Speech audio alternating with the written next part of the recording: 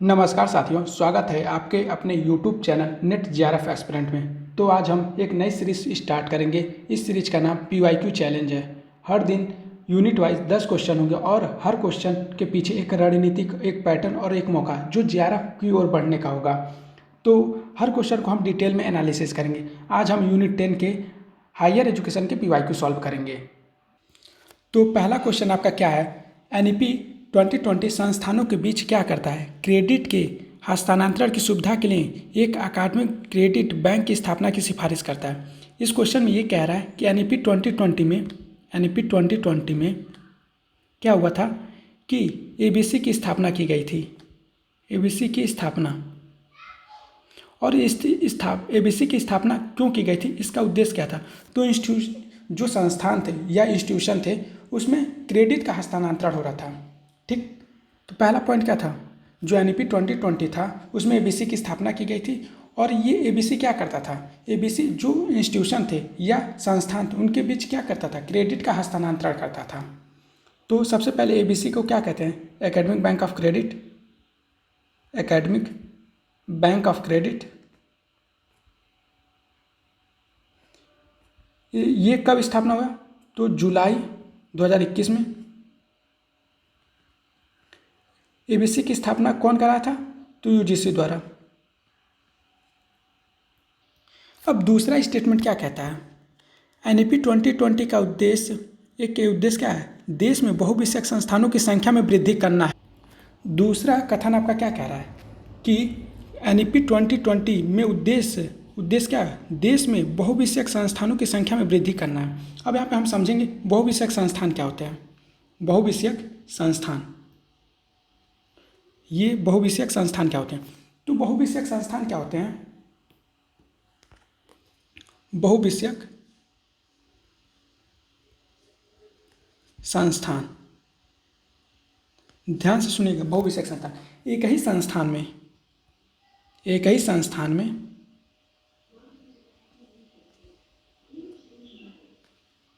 विभिन्न विषयों की पढ़ाई की जा सके। विभिन्न विषयों की पढ़ाई की जा सके। एग्जाम्पल के तौर पे आप समझिए कि आप आर्ट्स पढ़ते हैं तो आप वहाँ पे साइंस भी पढ़ सकते हैं, कॉमर्स भी पढ़ सकते हैं, मैनेजमेंट और टेक्नोलॉजी भी पढ़ सकते हैं। तो उसको क्या कहते हैं? बहुविषयक संस्थान।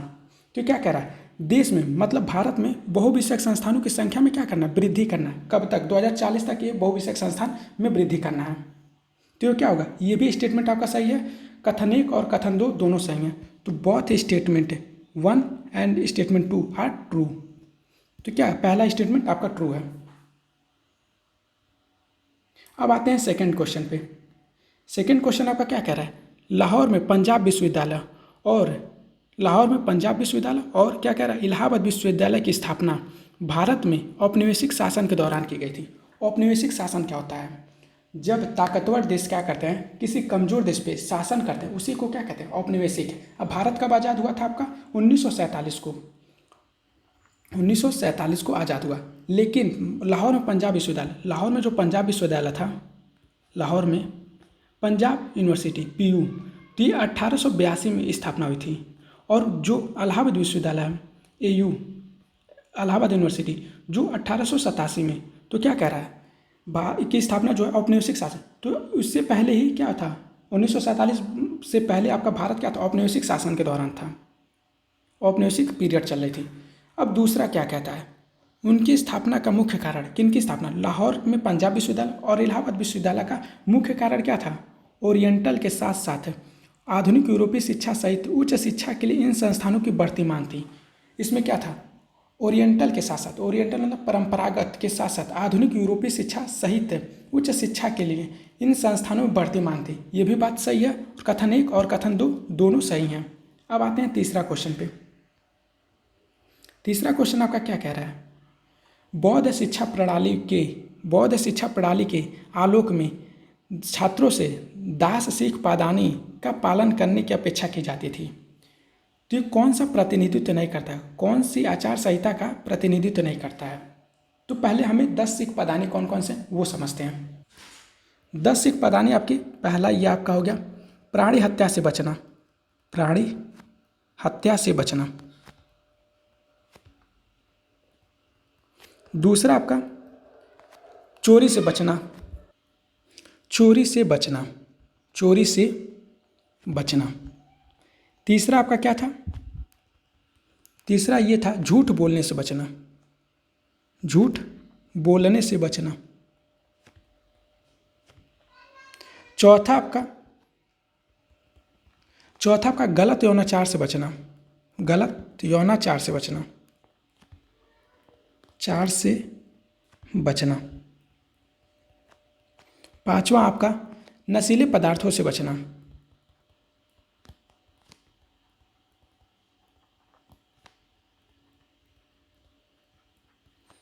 छठा आपका अनियमित समय पर भोजन करने से बचना, अनियमित समय पर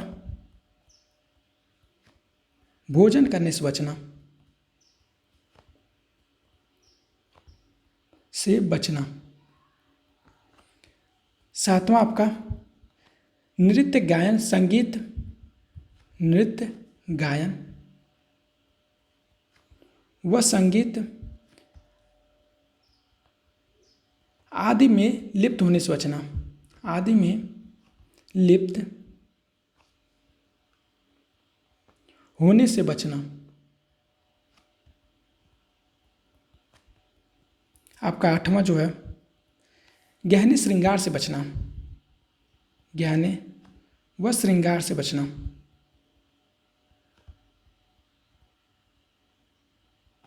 नौवां आपका ऊंचे बिस्तरों का त्याग, ऊंचे बिस्तरों का त्याग।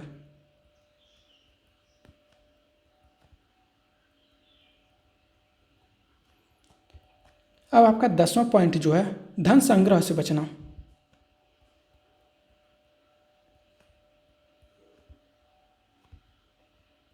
अब इसमें क्या पूछ रहा है, आचार संहिता का प्रतिनिधित्व कौन सा नहीं करता है? तो ध्यान रखिए कौन कौन सा नहीं करता है। विषम समय पे भोजन से परहेज करना, ये प्रतिनिधित्व करता है। असत्य भाषण से बचना, मतलब झूठ बोलने से बचना, ये भी है आचार संहिता में। संगीत और नृत्य का आनंद लेना, आनंद नहीं लेना है लेकिन इससे क्या करना, बचना है। तो क्या होगा आपका गलत हो गया। चोरी से बचना, ये बात सही है, चोरी आपका नहीं करना है। चोरी से बचना, झूठ बोलने से बचना, विषम समय पे या अनियमित समय पे। ठीक, आपका दान में उपहार स्वीकार करना, ये नहीं है। ये आपका क्या करना है, धन संग्रह से बचना है, ना कि स्वीकार करना है, यहाँ पे बचना है। ध्यान रखिए। तो आपका सी और ई जो है आपका प्रतिनिधित्व नहीं करता, आपका ये स्टेटमेंट गलत है। अब आते हैं चौथे क्वेश्चन पे। 20वीं शताब्दी की शुरुआत में 1902 में महत्वपूर्ण इंजीनियरिंग कॉलेज कहाँ थे? 1902 में कौन कौन से कॉलेज हुए थे? तो सबसे पहले रुड़की, मद्रास और शिवपुर बंगाल, पूना, ये कॉलेज थे। ए, बी और डी, ई, ये दूसरा सही है आपका। यहाँ पे आप दिखा देते हैं। रुड़की जो स्थापना हुई थी उसकी स्थापना जो 1847 में हुई थी। मद्रास की स्थापना 1794 में। शिवपुर जो बंगाल में हुई थी वो 1856 में। और जो पुणे है या पूना बोलते हैं जिसे, 1854 में। लेकिन जो कानपुर था आपका 1959 में इसकी स्थापना हुई, इसलिए यह 1902 में नहीं था। इसकी स्थापना कब हुई थी? 1959 में। अब आते हैं अगले क्वेश्चन पे, पांचवा क्वेश्चन आपका क्या कह रहा है कि निम्नलिखित में से कौन भारत में उच्चतर शिक्षा की गुणवत्ता में सुधार हेतु नई शिक्षा पद्धति NEP 2020 की सिफारिशें हैं? तो NEP 2020 में जो होता है नेशनल रिसर्च फाउंडेशन या राष्ट्रीय शोध संस्थान का इंट्रोडक्शन करता है। ठीक, दूसरा आपका क्या बोल रहा है, सभी उच्चतर संस्थान शिक्षा संस्थानों का प्रत्यायन या एक्रीडेशन, इसको कहते हैं एक्रीडेट करना। अब तीसरा ऑप्शन क्या कह रहा है, व्यावसायिक शिक्षा के मुख्य धारा शिक्षा में समाकलन। व्यावसायिक शिक्षा कहने का सेंस वोकेशनल एजुकेशन, जो NEP 2020 में क्या कह रहा है कि कक्षा 6 से ही वोकेशनल एजुकेशन पढ़ाया जाना चाहिए। आपका डी ऑप्शन क्या कह रहा है, राष्ट्रीय उच्चतर शिक्षा अर्हता फ्रेमवर्क की स्थापना, क्या कहना है, national higher education qualification framework की स्थापना की गई थी। ये भी बात सही है। तो ये आपका जो NRF होता है, NRF नेशनल रिसर्च फाउंडेशन, ये रिसर्च को बढ़ावा देता है। जो एक्रीडेशन है वो शिक्षा संस्थानों का क्या करता है, मूल्यांकन करता है, एक्रीडेट करता है। और व्यावसायिक शिक्षा को मुख्य धारा में लाना, क्लास 6 से ही क्या कर रहा है, NEP 2020 में आपको क्या पढ़ाया जाए, वोकेशनल एजुकेशन पढ़ाया जाए। अब जो क्वालिफिकेशन फ्रेमवर्क है ये क्या की इस्टेब्लिश की गई 2020 में ही। तो कौन सा, ABCD चारों सही हैं आपके। अब आते हैं नेक्स्ट क्वेश्चन पे। नेक्स्ट क्वेश्चन में क्या कह रहा है, वैदिक काल में पुरुष और महिला दोनों को क्या कह रहा है, शिक्षा अभिगम्य थी। तो वैदिक काल में पुरुष और महिला दोनों को शिक्षा तक पहुँचे थे, ये भी बात सही है। जो वुड डिस्पैच है, जो वुड डिस्पैच जो 1854 में आई थी, पहली बार इस बात को मान्यता दी गई कि सरकार को नारी शिक्षा के लिए खुलकर तथा स्नेहपूर्ण सहायता प्रदान करनी चाहिए, फ्रैंक और कोडाल सपोर्ट फीमेल एजुकेशन। तो ये भी बात सही है। तो आपका दोनों स्टेटमेंट क्या है, both statement first and second true. अब आते हैं नेक्स्ट क्वेश्चन पे। इस क्वेश्चन में क्या बोल रहा, यूजीसी की स्थापना किसकी सिफारिश पे की गई थी। यूजीसी की स्थापना किसकी सिफारिश पे, तो यूनिवर्सिटी एजुकेशन कमीशन, या इसे कहते हैं यूईसी। इसे ही राधा कृष्णन कमीशन कहते हैं, राधा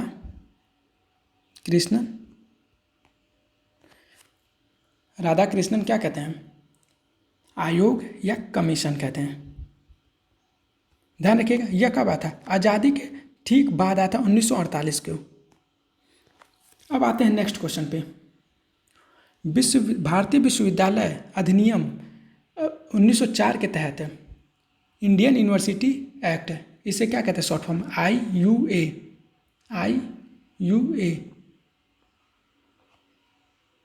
1904।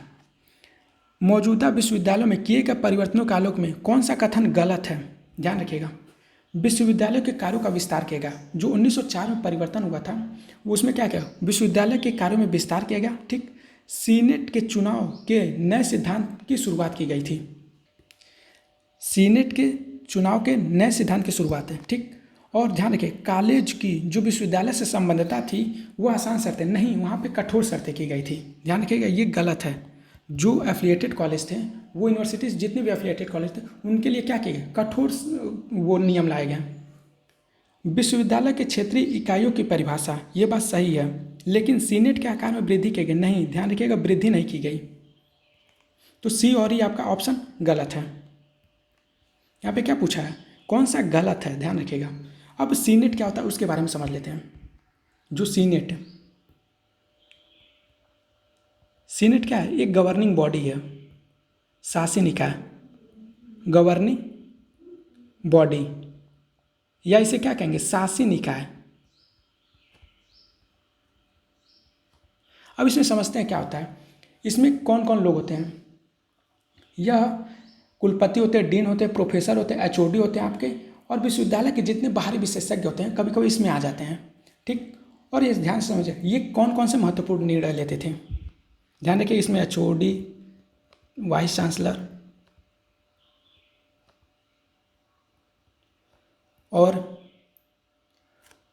कौन थे, डीन थे। ध्यान रखिए, HOD और ETC कर देना। अब इसमें महत्वपूर्ण निर्णय लिए जाते थे। डिग्री देने की स्वीकृति, पाठ्यक्रम तय करता था, विश्वविद्यालय की नीतियाँ जो रूल रेगुलेशन बनाने में, शैक्षणिक और प्रशासनिक मुद्दों पर निर्णय लेने के बारे में समझ, ये सीनेट का कार्य था।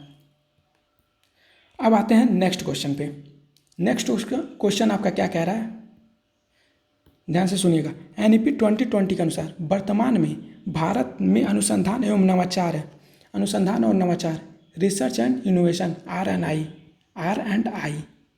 शॉर्ट फॉर्म में से रिसर्च एंड इनोवेशन कहते हैं, निवेश सकल घरेलू उत्पाद का केवल 1% से अधिक हो, 1% से कम है। तो ये बात सही है। इस टाइम NEP 2020 में क्या हो रहा है, जो GDP का 1% से भी कम खर्च हो रहा है। कितना हो रहा है, 0.69% खर्च हो रहा है इस टाइम। NEP 2020 खर्च कितना करना है, NEP 2020 में कितना बोला गया खर्च करने के लिए, 6% खर्च करना है GDP का। NEP 2020 शिक्षा के लिए एक राष्ट्रीय पाठ्यक्रम ढांचे की स्थापना की सिफारिश करता है। कौन सा, NCFTE, इसको शॉर्ट फॉर्म में बोलते हैं NCFTE, national curriculum framework teacher education. NEP 2020 में इसकी स्थापना की गई थी। तो ये भी बात सही है। तो दोनों स्टेटमेंट क्या है, ट्रू है। अब आते हैं नेक्स्ट क्वेश्चन पे, ये समझिएगा। उपनयन संस्कार जो एक बच्चे को वेदों के अध्ययन की दीक्षा देता है, लड़कों के साथ साथ लड़कियों के लिए भी आयोजित किया गया। उपनयन संस्कार क्या था कि बच्चों को वेदों के अध्ययन की दीक्षा देता था, और लड़कों के साथ साथ क्या है, लड़कियों के लिए भी आयोजित था। ये बात सही है। प्राचीन भारत में लड़के और लड़कियां दोनों को आश्रम और गुरुकुलों में शिक्षा मिलती थी। ये बात भी सही है। तो दोनों स्टेटमेंट क्या है? ट्रू है। अब आते हैं नेक्स्ट क्वेश्चन पे। ये कह रहा है क्वेश्चन कि किस विश्वविद्यालय की स्थापना वर्ष 1916 में हुई थी? ध्यान रखिएगा, 1916 में बनारस 1916 में हुआ था, मैसूर भी 1916 में हुआ था और SNDT भी 1916 में स्थापना हुई थी।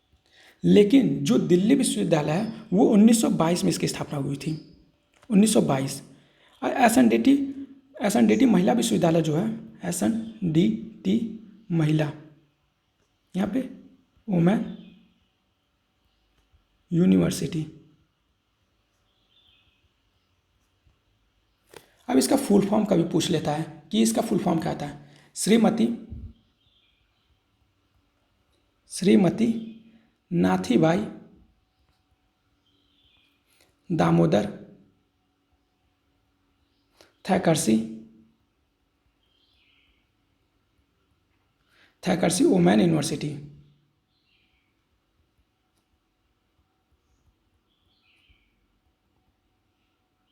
ध्यान रखिएगा, ये 1916 में हुई थी।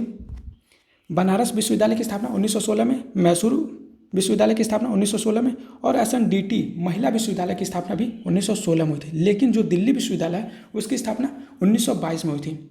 ये जितने भी विश्वविद्यालय हैं उसे आप एक पेज पे एक जगह लिख के रखिए, क्योंकि इसका क्रोनोलॉजी भी पूछता है एग्जाम में। तो आपका BCD ऑप्शन सही होगा। चौथी पंचवर्षीय योजना के बाद से तकनीकी शिक्षा पर ध्यान केंद्रित किया गया। तो कौन से था कि तकनीकी शिक्षा पर ध्यान जो किया गया, improve it's quality and standard, कहने का सेंस इसकी गुणवत्ता और मानक में सुधार करें। अब इसके नेक्स्ट जो पार्ट हो गए वो कल करते हैं।